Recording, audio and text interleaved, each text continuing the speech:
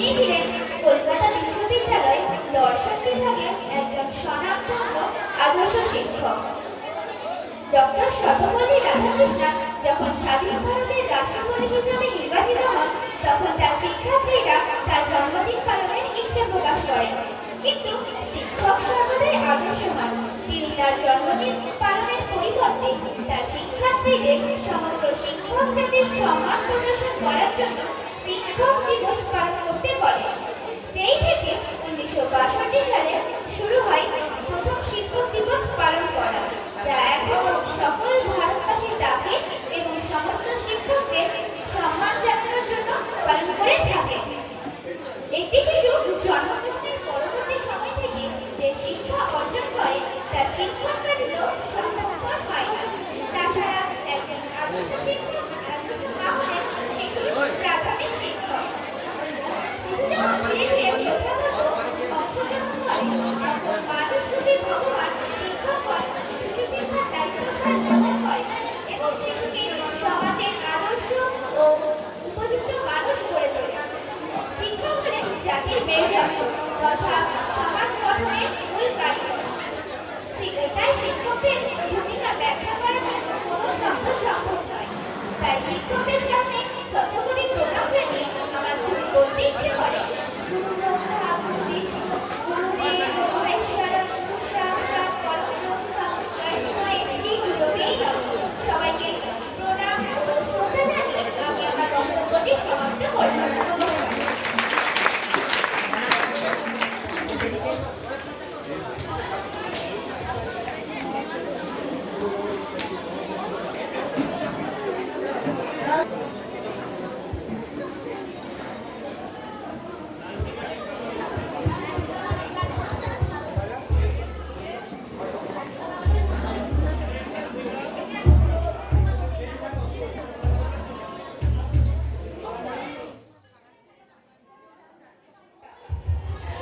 নমস্কার।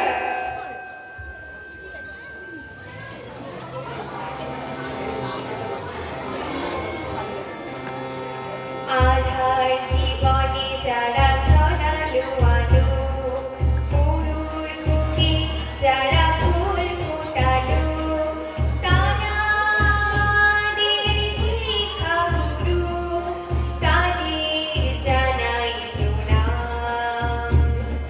শিক্ষক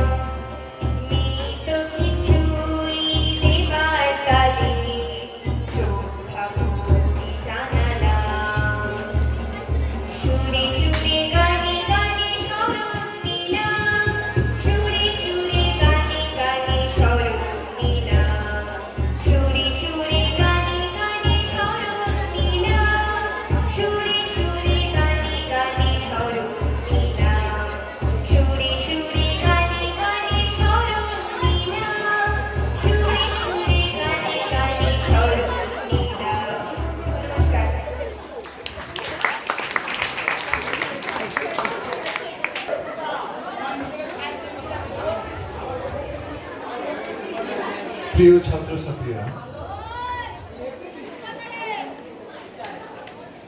আজকের গুরুকুলকে আমরা যে পরিমাণ শ্রদ্ধায় ভরিয়ে তুলছি,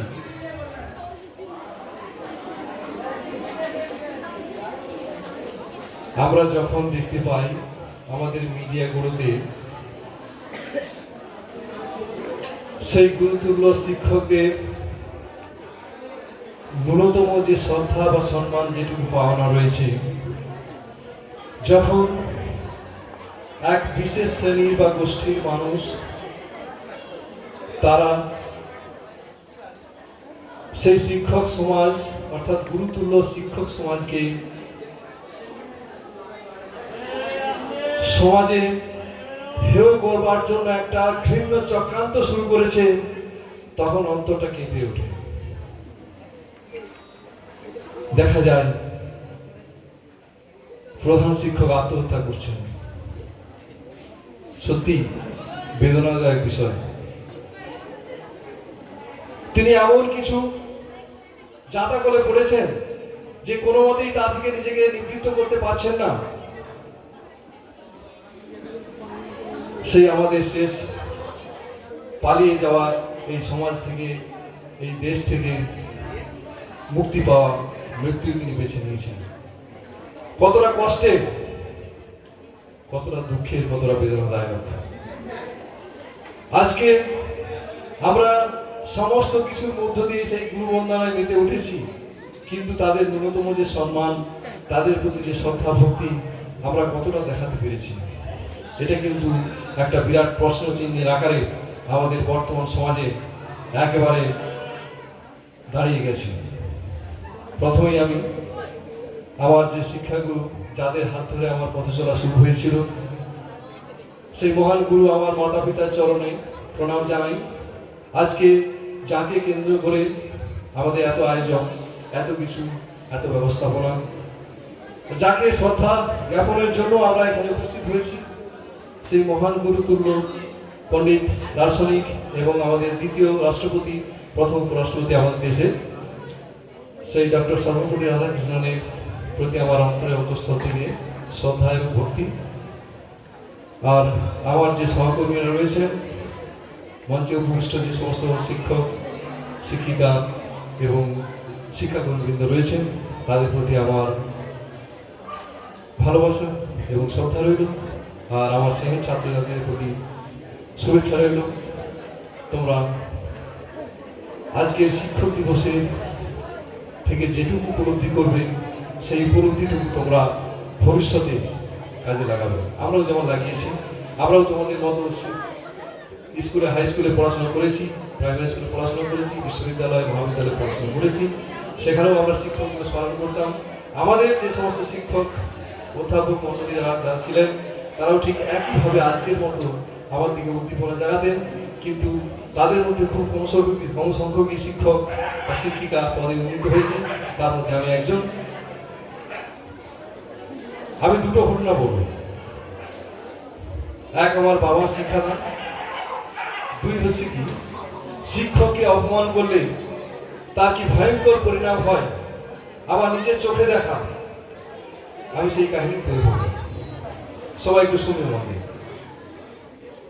সময়টা বোধ হয় 1990 সালের আশেপাশে হবে। আমি তখন বোধ হয় 7 বা 8 পড়ি। তো সোনামী হাই স্কুলে একজন শিক্ষক মহাশয়, তিনি চাকরি পেয়েছেন, নতুন চাকরিতে যোগদান করেছেন। আর সেই সময় যারা মাধ্যমিক পরীক্ষার্থী ছিলেন, সেই মাধ্যমিক পরীক্ষার্থীদের টেস্ট পরীক্ষার পরে তাদেরকে বোর্ডিং অর্থাৎ স্কুলে রেখে 3 মাস শিক্ষাদান করা হতো, এবং শিক্ষক মহাশয়রা পালাক্রমে তাদেরকে রাত্রিতে থাকবার ব্যবস্থা করতেন এবং তাদেরকে পাঠদান করতেন। রাত্রিটুকু তারা জেগে থাকতেন। তো হয়েছে কি, একদিন একজন নতুন শিক্ষক, তিনি আসতে পারেন তার বাড়ির কোনো সমস্যার কারণে। সেই দিন রাত্রি যারা সেখানে বোর্ডিংয়ে ছিল তারা মোটামুটি নিজেদের মতো করে থেকেছেন। কিন্তু হলো কি, ওই মাধ্যমিক পরীক্ষার্থী ক্যান্ডিডেটরা যারা বিদায় সম্বর্ধনা যেদিন অনুষ্ঠানটি হয়েছিল, সেই অনুষ্ঠানে সেই স্কুলের তখনই প্রথম অর্থাৎ ফার্স্ট বয় ভালো ছাত্র সেই দিনটার কথা তুলে ধরে যে শিক্ষক মহাশয় একদিন আসেনি, তাকে চূড়ান্তভাবে অপমান করলো যে আমরা কি এখানে এ করতে এসেছি যে সামান্য একটা রাত্রি অতিবাহিত করা যায়নি, এমন কিসের শিক্ষক, এমন কিসের তার ভূমিকা, সে বুঝতে চাইলো না, প্রথম ফার্স্ট করেছে। সেই শিক্ষকের তখন চোখে জল, সে বলবার চেষ্টা করেছিল কিন্তু তাকে পাতা দেওয়া হয়নি। দেখা গেল কি, দেখো সেই ছাত্রটি মাধ্যমিকে প্রথম স্থান অধিকার করলো সমাবেশের মধ্যে, কিন্তু অভিশাপটা কোথায় লাগলো? ক্লাস 12 তার আর পাস করা কোনোদিন হয়নি। 12 ক্লাস পরীক্ষায় সে অনেকবার দিয়েছে কিন্তু সে পাস আর করতে পারেনি। কত বড় ছাত্র, মাধ্যমিকে কিন্তু সে পাস করেছে। অভিশাপটা স্যারের চোখের জলটা কোথা দিয়ে তার লাগলো? 1 নম্বর। 2 নম্বর, সময় যাচ্ছে 2009 সাল, আমি এখানে প্রথম চাকরি পাই। তো আমি এই জায়গাটা সত্যি কথা বলতে আমি এই জায়গাটা অপরিচিত ছিল। তোমাদের কাকিমা আমাকে সঙ্গে করে দেখাতে নিয়েছিল, সেই স্কুল ছুটি ছিল, আমি দেখতে এসেছিলাম। ওইখানে যে ব্রিজ আছে, ব্রিজের কাছে এসে আমি খুঁজে পাই রাস্তাটা, ও ব্রিজের ওখানে যে মনোরঞ্জন সাইকেল দোকান রয়েছে, বলছে সেই স্কুলটা কোথায়, না ওই দিকে চলে যাও, ওইখান থেকে আটচালা থেকে ওই দিকে তাকাবে, দেখবে ওইখানে স্কুল আছে, ওইটি স্কুল দেখেন। এইবার আমাদের ওইখানকার একজন মানে যাকে গোলা বাংলায় বলে ঝিউড়ি, মানে তার এখানে বিয়ে হয়েছে, সে আমাদের বাড়িতে গেছে সকালবেলা। আমার বাবা দোতলায় আছে, সে তখন বলছে তৎকালীন যে প্রধান শিক্ষক মহাশয় আমাদের সদ্য প্রশান্ত সাহা, তার সম্বন্ধে যাচ্ছে তাই করে বলছে একটা হেডমাস্টার স্কুলটাকে উচ্ছনে পারবে, স্কুলে সর্বনাশ করে দিয়েছে। আমার বাবা সেটা শুনতে পেয়েছে দোতলা থেকে, সে চিৎকার করছে, বলে কে এসছে, কে বলছে এই মাস্টারের বিরুদ্ধে, আমার নাম ধরে রাখছে, বলে তুই ওকে এখন ঘর থেকে বেরিয়ে দিতে বল। শিক্ষক মহাশয় যাই হোক, গুরু যাই হোক, মাতা পিতা যাই হোক, তার সমালোচনা চলে না, তার বিচার আমার করার ক্ষমতা নেই। তুমি স্কুলে গিয়েছো চাকরি করবে, নিয়মিত ক্লাস নেবে, 1 ঘন্টা আগে গিয়ে স্কুলে দাঁড়িয়ে থাকবে। কোনোদিন দেখিনি যে 11টার পরে স্কুলে যেতে হবে, 8 ঘন্টা কেন 45 মিনিট আগে গিয়ে স্কুলের দরজা খুলুক আর এখন তোমার জানার দরকার নেই। তুমি চাকরি পেয়েছো, চাকরি পেয়ে তুমি সম্মান জানাবে, তুমি ছাত্রদের জন্য যাচ্ছ, স্কুলের জন্য যাও, ছাত্রগুলোকে মানুষ করতে, তুমি আগে গিয়ে দাঁড়িয়ে থাকবে, দরজা খুলুক আর তোমার জানার দরকার নেই। প্রধান শিক্ষক মহাশয় তোমার বস, তুমি তার কথা শুনে চলতে বাধ্য, তুমি তার সমালোচনা করতে পারো না, তুমি যাই হোক, এটা তোমার আদর্শ এবং এটা তোমার হচ্ছে কি চিন্তার মধ্যে ঢুকে নিতে হবে। তুমি যদি না শ্রদ্ধার জায়গায় রাখতে পারো, তোমাকে কে শ্রদ্ধা করবে? আমি যদি শ্রদ্ধা ভক্তি করি কাউকে, তাহলে আমাকে কে শ্রদ্ধা করবে? এই দুটো জিনিস আমি জীবনে উপলব্ধি করেছি। তো সেই বাবার আদেশ হোক, মায়ের আশিসই হোক, তাদের অনুপ্রেরণায় হোক, যাই হোক না কেন, আমি আজকে এই জায়গায় পৌঁছে। বলে জানো, আমার বাবার আদেশ আমি সাইকেলে করেই আসি, কষ্ট করে হলেও সাইকেলে আসি। অনেকে বলছে যে হ্যাঁ মোটরসাইকেলে, বাবা বুড়া হয়ে গেছে, তাদের সময় কি দরকার? ওই যে কথা দেওয়া হয়েছে যে সাইকেলে যাব, জান যায় তো বচন না যায়, মানুষের মৃত্যু হয়ে যাবে কিন্তু কথার মূল্য রাখতে হবে। বাবাকে কথা দেওয়া হয়েছে সাইকেলে, ওই সাইকেলেই আমি আসছি। এটা কিন্তু লোক দেখানো না, কষ্ট হয়ে গ্রীষ্মকালে আসতে, ওই যে কথার খেলা হবে না। এটাই আদর্শ, এটাই শিক্ষা আমি মনে করি। বাবা আমাদের কাছে কি চায়? তার কিছু চায় না, তার ছেলে তাকে সম্মান করুক, তার কথা মেনে চলুক, বিদ্যাবাসী কিন্তু দুটো খেতে পাবে, আর কি আছে, তাই তো? আমরা বৃদ্ধাশ্রমে তাদেরকে পড়াচ্ছি। আমরা এই কিছুদিন আগে ফেসবুকে দেখেছিলাম যে আমি সম্মানীয় প্রধান শিক্ষক নই, আমি শিক্ষা দিতে পারিনি। আমার শিক্ষক, আমার ছাত্র আজকে রাস্তায় দাঁড়িয়ে ঘুষ চাইছে, আমার ছাত্র আজকে শিক্ষক, তার শিক্ষা কি? সে মাতা পিতাকে বৃদ্ধাশ্রমে পাঠাচ্ছে। তাই সম্মানীয় উপস্থিতগণ, আমি শিক্ষা দিতে পারিনি, আমি সম্মানীয় প্রধান শিক্ষক নয়, সেখানেই আমার ব্যর্থতা। যাই হোক, আমার বক্তৃতা দীর্ঘায়িত করবো না। তোমরা শিক্ষক মহাশয় যা বলছেন, ক্লাসে যা বলবেন মন দিয়ে শুনবে। আমরা যেমন শুনেছি, মানুষ হবে, মানুষের মতো মানুষ হওয়া যেমন সহজ নয়, কিন্তু মানুষের মতো মানুষ হতে পারলে সেটাও কম নয়। একবার যদি হয়ে যাওয়া বট গাছের মতো, তাহলে কিন্তু তোমার জীবন সফল হবে। আমাদের স্যার কিছুক্ষণ আগে বলছিলেন যে এই দেশ শিক্ষাকে ধ্বংসের খেলায় মেতে উঠেছে। অনেক প্রাথমিক স্কুল বন্ধ হয়ে গেছে, হাই স্কুলও বন্ধের মুখে, স্কুল শিক্ষক শূন্য হয়ে পড়েছে, সেদিকে কারো ভূক্ষেপ নেই। ছাত্রছাত্রীরা কিছুদিন আগে যে মহাবিদ্যালয়ে ভর্তি হলো, কলেজে, সেখানে 50% আসন খালি, ভর্তি হয়নি। আর আমাদের সময় চান্স পাওয়ার জন্য হচ্ছে লড়াই, নাম্বার চাই, নাম্বার হলে চান্স হবে না। কি আগে ভর্তি হতো, ওয়েটিং লিস্ট থেকে নাম হচ্ছে কি মেন লিস্টে যাচ্ছে না। এখন অসংখ্য সিট খালি পড়ে রয়েছে। শিক্ষা কোথায় যাচ্ছে? শিক্ষাকে রসাতলে পাঠানোর চক্রান্ত চলছে। তো আমরা ছাত্ররা যারা এখানে রয়েছে, আজকে আমরা এই অঙ্গীকার করবো শিক্ষক দিবসে যে আমরা ওই ঘৃণ্য চক্রান্তকে রুখে দিয়ে যে আদর্শ আমাদের সামনে তুলে ধরেছে বিদ্যাসাগর, রামমোহন, নেতাজি সুভাষচন্দ্র বোস, ক্ষুদিরাম বসু, দেশকে স্বাধীনতা করার মধ্য দিয়ে আমরা সেই দেশের নাগরিক হিসাবে, সুনাগরিক হিসাবে সেই চক্রান্তকে রুখবো। এটাই আমাদের অঙ্গীকার, এটাই আমাদের আদর্শ। আজকে আমরা বেশি কিছু বলছি না, এটুকু বলে শেষ করলাম। ধন্যবাদ। ধন্যবাদ স্যার, আপনার মূল্যবান বক্তব্য আমরা চিরকাল স্মরণে রাখবো। এরপর সঙ্গীত পরিবেশনের জন্য মঞ্চে ডেকে নিচ্ছি সপ্তম শ্রেণীর ছাত্রী সায়ন্তিকা প্রামাণিককে।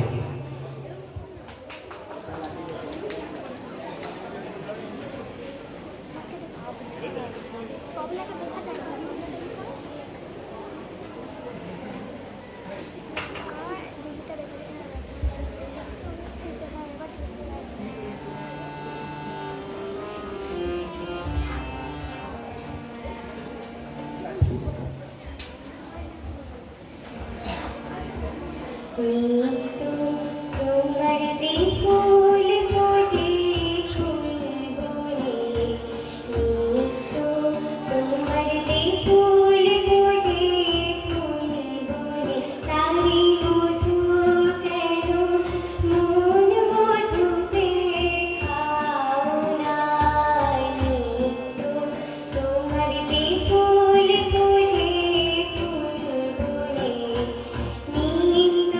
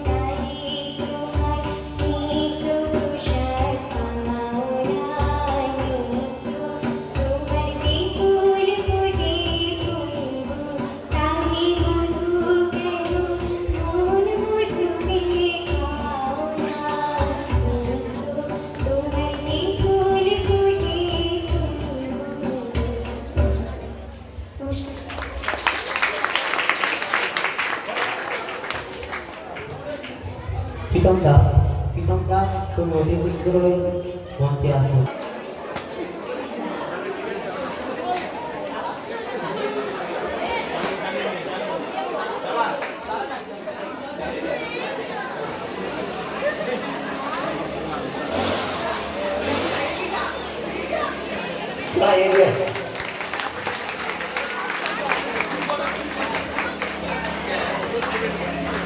সকলে হাতে তালি দিয়ে সমর্থন করছে।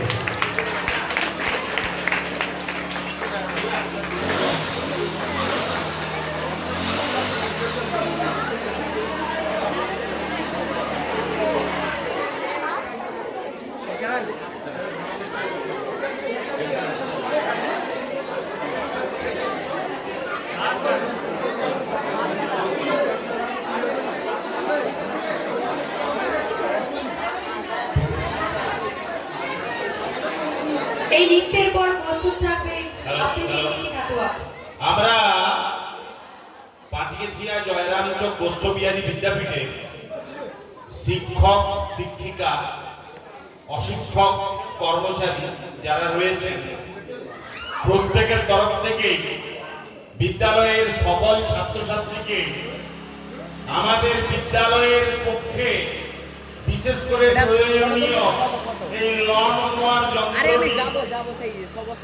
উপহার দেওয়ার জন্য সমস্ত ছাত্রছাত্রীদেরকে আমরা অন্তর থেকে শুভেচ্ছা অভিনন্দন স্নেহ ও ভালোবাসা জানাই।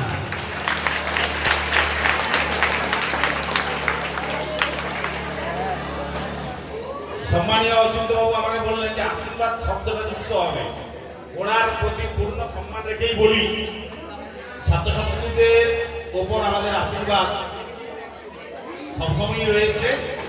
মনে করে দেওয়ার জন্য আপনাকে ধন্যবাদ জানাই। আশীর্বাদও রইল। সবাই খুব ভালো দেখো, জীবনে সুপ্রতিষ্ঠিত হও, ঈশ্বরের কাছে